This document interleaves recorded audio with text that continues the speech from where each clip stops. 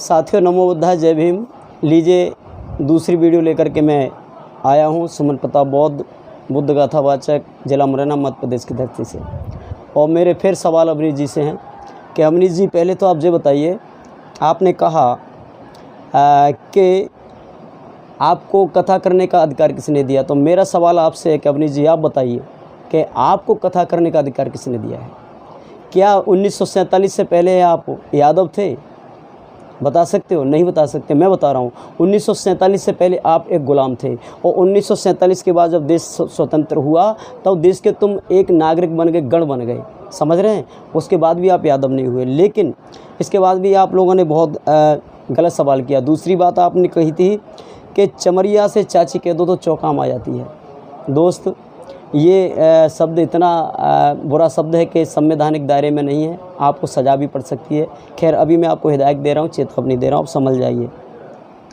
और अगर हमको कथा करना नहीं चाहिए तो मित्र, आपको भी कथा करने का अधिकार नहीं था। हिंदू शास्त्र में, मनुस्मृति में आपको सिर्फ दूध और भैंस पालने का, दूध बेचने का, भैंस पालने का अधिकार दिया था। फिर आपको कथा करने का अधिकार किसने दिया?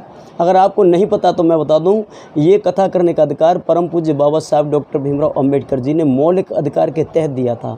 शायद आपको जानकारी नहीं है। और सुनो, आपने कहा शूद्रों को खटिया बैठने का अधिकार नहीं, तो ये नज़र डालो, एक बार ये नज़र डालो। इस पुस्तक में लिखा है कि ब्राह्मण धर्म के द्वारा क्या है पिछड़ा वर्ग, ओबीसी, क्षत्रिय, वैश्य या फिर शूद्र। पढ़ो, इसको अच्छे से पढ़ो। ये पुस्तक है, और ये पुस्तक मूल निवासी पब्लिकेशन ट्रस्ट से निकली है, और इसके लेखक हैं HJN Verma, high court Allahabad. इसको पढ़िए, आपको पता चलेगा खटिया पर बैठने का अधिकार क्या होता है।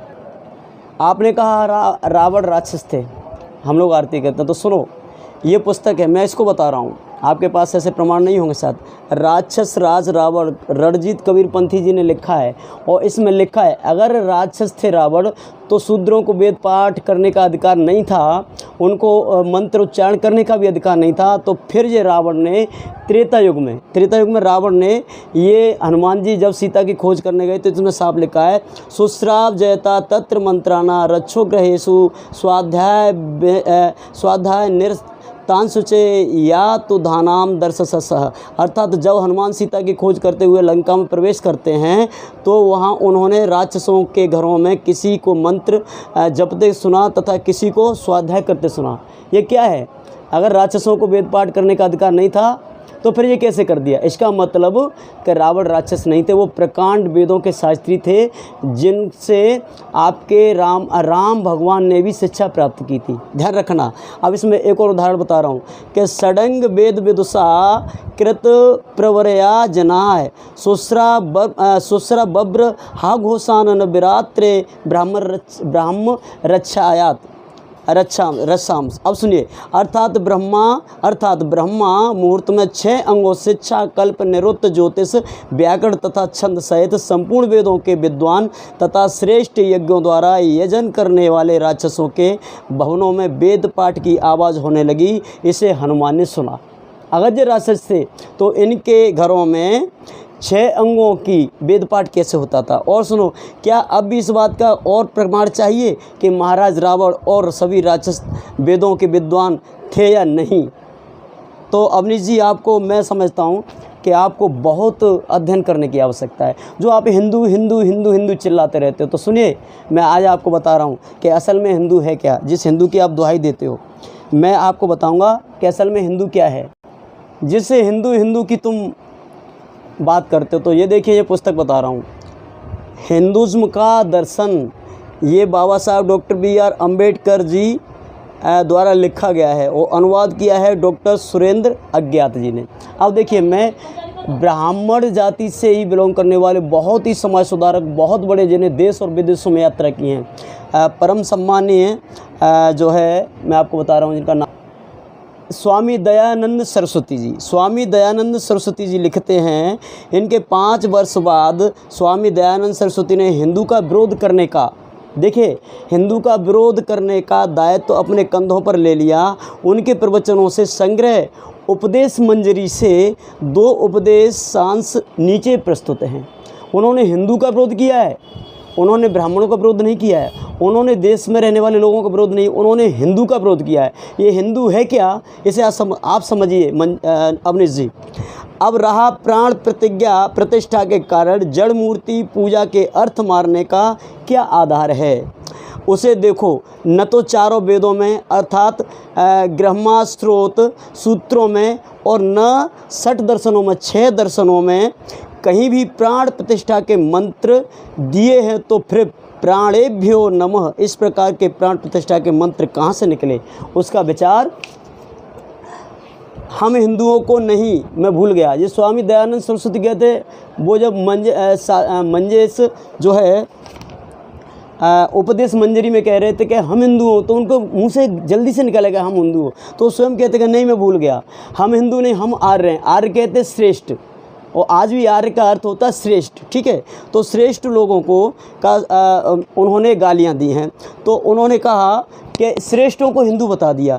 हिंदू शब्द का उच्चारण मैंने भूल से किया है, लेकिन हिंदू का अर्थ क्या होता है मैं आपको बता दूं। यहाँ से थोड़ा आगे चलेंगे कि क्या हिंदू का अर्थ काला है।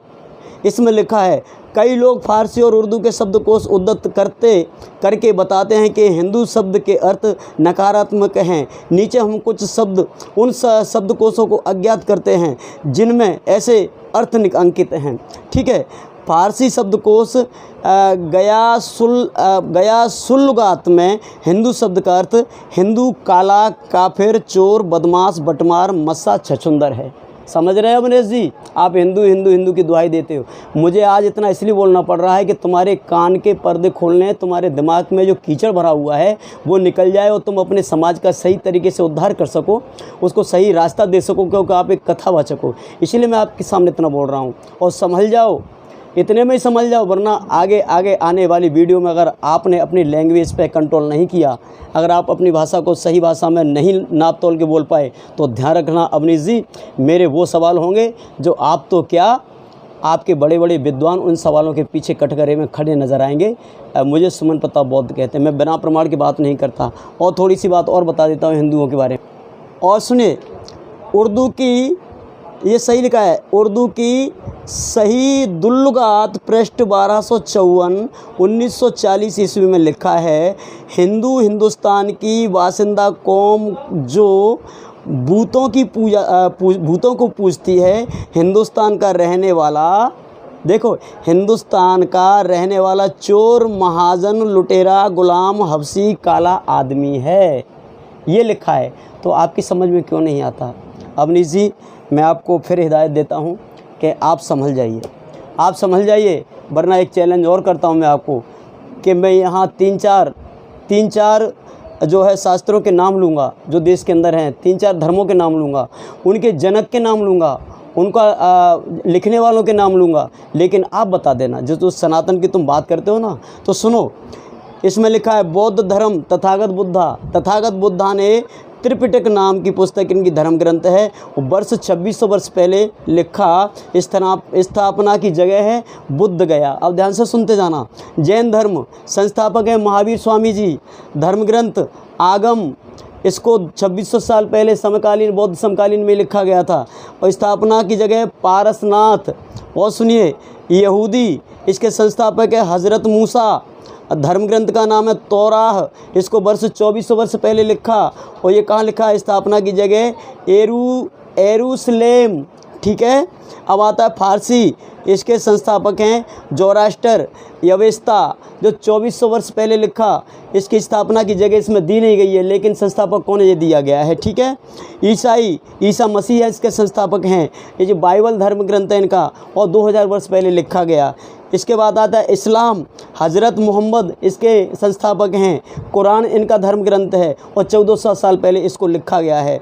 सिख धर्म, गुरु नानक इनके संस्थापक हैं। गुरु ग्रंथ साहिब ये है इनके संस्थापक, जो ग्रंथ साहब, ये धर्म ग्रंथ है इनका, और वर्ष 500 वर्ष पहले इसको लिखा गया, ये अमृतसर में लिखा गया। लेकिन मैं आपसे पूछना चाहता हूँ, हिंदू धर्म की दुहाई देने वाले अवनीश शास्त्री जी, मैं आपसे निवेदन करना चाहता हूँ, आप बताइए कहाँ लिखा है हिंदू धर्म के संस्थापक कौन हैं? बताइए, हिंदू धर्म का धर्म ग्रंथ कौन सा है? बताइए, ये वर्ष कहाँ लिखा है, कब लिखा गया बताइए, और स्थापना की जगह कहाँ लिखी है ये बताइए, मैं आपसे पूछना चाहता हूँ। अगर आप गीता की बात करेंगे तो भगवान श्री कृष्ण का नाम आ जाता है, महाभारत की बात करेंगे तो वेद व्यास का नाम आ जाता है, अगर रामचरितमानस की बात करेंगे तो तुलसीदास का नाम आता है, और जो है रामायण की बात करेंगे तो वाल्मीकि का नाम आता है। आप कौन सी पुस्तक की बात कर रहे हैं जिससे आप हिंदू धर्म को चलाना चाहते हैं? अवनीश जी, मैं तुम्हें समझाना चाहता हूँ, संभल जाइए। ये 10 मिनट का मेरा वीडियो है, आपके लिए हिदायत देता हूँ, चेतावनी देता हूँ। अगली वीडियो इतनी सवालों को लेकर के मेरी वीडियो आएगी कि आपको या तो कथा कहना बहुत भारी पड़ जाएगा। और रही बात धमकी की, तो मेरे भाई मैं आपको धमकी नहीं दूंगा। मैं आपसे यही उम्मीद करता हूँ कि आप एक अच्छे वक्ता हैं, अच्छे कथावाचक हैं, और तो आप अपनी गरिमा को बनाए रखें।